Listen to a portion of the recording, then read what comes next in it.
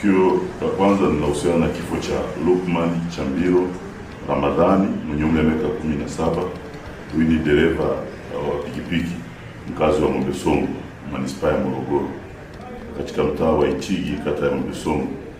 Huyu alikufa wakati akiendelea na matibabu baada ya kuangukiwa na waya unaodhaniwa kuwa na umeme wakati akiendesha pikipiki yake. Tukio hilo liliambatana na mvua kubwa ambayo ilikuwa inanyesha, ikiambatana na upepo pamoja na radi.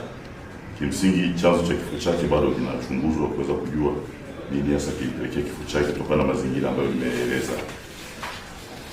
Hili tukio lingine katika eneo la mtaa wa Khamisi Msii, hii ni kata ya Mji Mpya, manispaa ya Morogoro, ambapo mtu mmoja aliyefahamika kwa jina la Onesmo Chumvi mwenye umri wa miaka 50, huyu ni mkazi wa mtaa wa Simsi, alikufa akiwa anaendelea na matibabu katika hospitali ya rufaa mkoa wa Morogoro kutokana na kuangukiwa na ukuta wa nyumba aliyokuwa anaishi.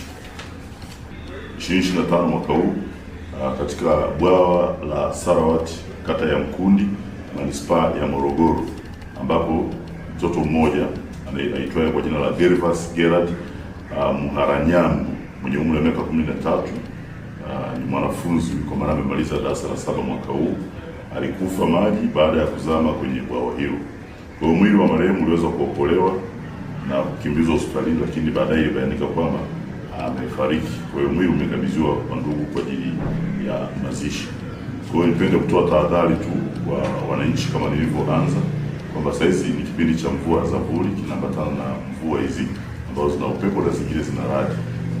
Kwa kila mmoja achukue tahadhari za kiusalama ili kuhakikisha kwamba maisha yao pamoja na wananchi wengine hasa watoto yanakuwa salama.